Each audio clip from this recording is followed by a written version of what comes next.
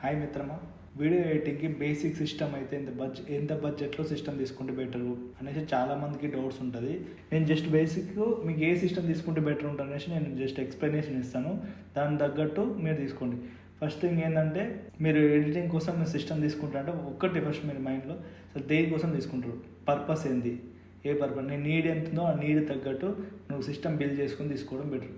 మామూలు systems assemble అయ్యేసి ఉంటాయి, కొన్ని తీసుకోవచ్చు. దానికంటే మీరు సిస్టమ్ని అసెంబుల్ చేసుకొని తీసుకోవడం బెటరు. ప్రాసెసర్ ఏది ఉండాలి, ర్యామ్ ఎంత ఉండాలి, ఎస్ఎస్డి ఎంత ఉండాలి, హార్డ్ డిస్క్ ఎంత ఉండాలి, గ్రాఫిక్ కార్డ్ ఎంత ఉండాలని ఇవన్నీ మీరు కస్టమైజ్ చేసుకొని మీరు అసెంబుల్ చేయించుకుంటేనే మీకు చాలా బెటర్గా ఉంటుంది. దాని తగ్గట్టు మీరు ఈడియస్ బేసిక్ ఎడిటింగ్ చేసుకోవడానికి ఏ సిస్టమ్ అయితే బాగుంటుంది తక్కువ బడ్జెట్లో అనేసి చెప్తాను, హై బడ్జెట్లో చెప్తాను. ఫస్ట్ థింగ్ వచ్చేసి core i3, i5, i7, i9 అనేసి ప్రాసెసర్లు ఉన్నాయి. సో బేసిక్ సిస్టమ్కి మనకు కావాల్సిన రిక్వైర్మెంట్ ఏమిందో చూద్దాం ఒకసారి. సింపుల్, i3 తీసుకుంటా అంటేనేమో 30,000 అవుతుంది, i5 తీసుకుంటే 50,000, i7 తీసుకుంటే 70,000, i9కి వెళ్తే 90,000. సో ఈ బడ్జెట్లో మీకు సిస్టమ్ అనేది బిల్ అవుతుంది. సో i5 తీసుకున్నాను అనుకో, బేసిక్ నీకు వీడియో ఎడిటింగ్ అనేది నడిచిపోతుంది బేసిక్ అయితే. సో నేను రిఫర్ చేసేది i5 తీసుకోండి. బేసిక్ స్టార్టింగ్ బిగినర్స్ ఉన్నాడు i5 తీసుకోండి. i5 తీసుకోవడం వల్ల మీకు ఎడిటింగ్ అనేది నడుస్తుంటుంది, ఏ ప్రాబ్లం ఉండదు. ఇంకా కొంచెం నేను ప్రొఫెషనల్గా చేయాలి, మంచిగా చేయాలి, నాకు హ్యాంగ్ అవ్వద్దు, స్లో అవ్వద్దు, సిస్టమ్ పర్ఫెక్ట్ ఉండాలంటే i7 తీసుకోండి. ఇంకా నేను ప్రొఫెషనల్గా వెళ్ళాలి, 4K ఎడిటింగ్ చేస్తాను, నేను ఇంకా ఎక్కువ ఎడిటింగ్, హెవీ ఎడిటింగ్ ఉంటాయి, హెవీ సాఫ్ట్వేర్స్ యూజ్ చేస్తాను అనుకున్నప్పుడు i9 తీసుకోండి. ఇది నా సజెషన్ చెప్తున్నాను. సో మీ నీడ్ ఎంత వరకు ఉంది, మీ బడ్జెట్ ఎంత వరకు, మీకు వర్క్ ఎట్లుంది, మీ క్యాపబిలిటీ ఎంత ఉందో దాని తగ్గట్టుగా మీరు సిస్టమ్ అనేది బిల్డ్ చేసుకోండి. లేదు నాకు అన్ని వర్క్స్ రావాలి, 4K విత్ కూడా ఎడిటింగ్ చేసుకోవాలంటే మీరు i7 తీసుకోండి. ఈ 4K కంటే ఎక్కువ ఎడిటింగ్ చేయగలుగుతాను, నాకు అంత గ్రాప్ ఉంది, నేను చేయగలుగుతాను, నాకు మార్కెట్ ఉంది, నాకు వర్క్ ఉంది, నేను చేస్తానంటే i9కి వెళ్ళిపోండి. మీరు i5లో సేమ్ 9th జనరేషన్ తీసుకోండి. ర్యామ్ వచ్చి 16GB ర్యామ్ తీసుకోండి. 2GB గ్రాఫిక్ కార్డ్ సరిపోతుంది.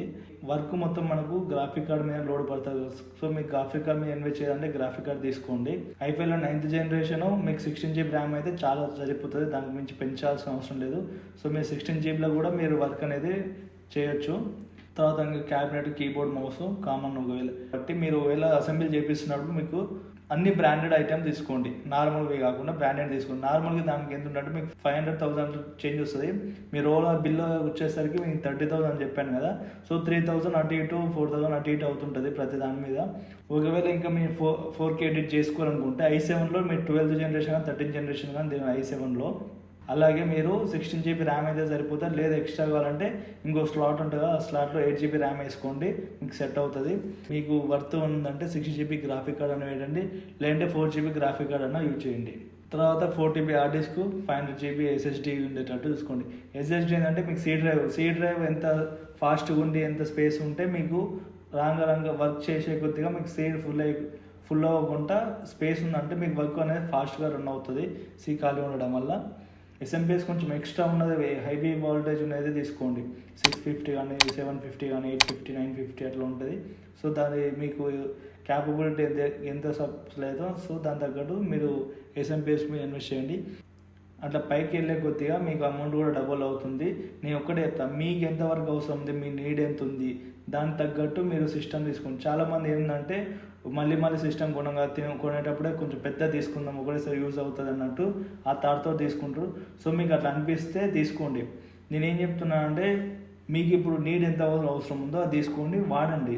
తర్వాత దాన్ని సెకండ్గా యూజ్ చేసుకొని ఇప్పుడు మళ్ళీ ఇంకోటి మీ వర్క్ వస్తుంది, హెవీ వర్క్ వస్తున్నప్పుడు మళ్ళీ ఇంకో సిస్టమ్ బిల్డ్ చేసుకోండి.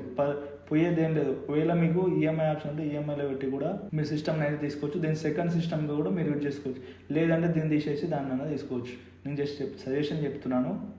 సో సిస్టమ్ బిల్డ్ అయితే వేసుకున్నాం కదా, నెక్స్ట్ సాఫ్ట్వేర్ ఎలా ఇన్స్టాల్ చేసుకోవాలి, ఈడియస్ సాఫ్ట్వేర్ ఎలా ఇన్స్టాల్ చేసుకోవాలి, ఎక్కడ సాఫ్ట్వేర్ మనం పర్చేస్ చేసుకోవాలనేసి నేను క్లియర్గా మీకు నెక్స్ట్ వీడియోలో చెప్తాను. సో నెక్స్ట్ వీడియో మిస్ అవ్వకుండా అంటే ప్లీజ్ సబ్స్క్రైబ్ చేసుకోండి. Thank you, bye.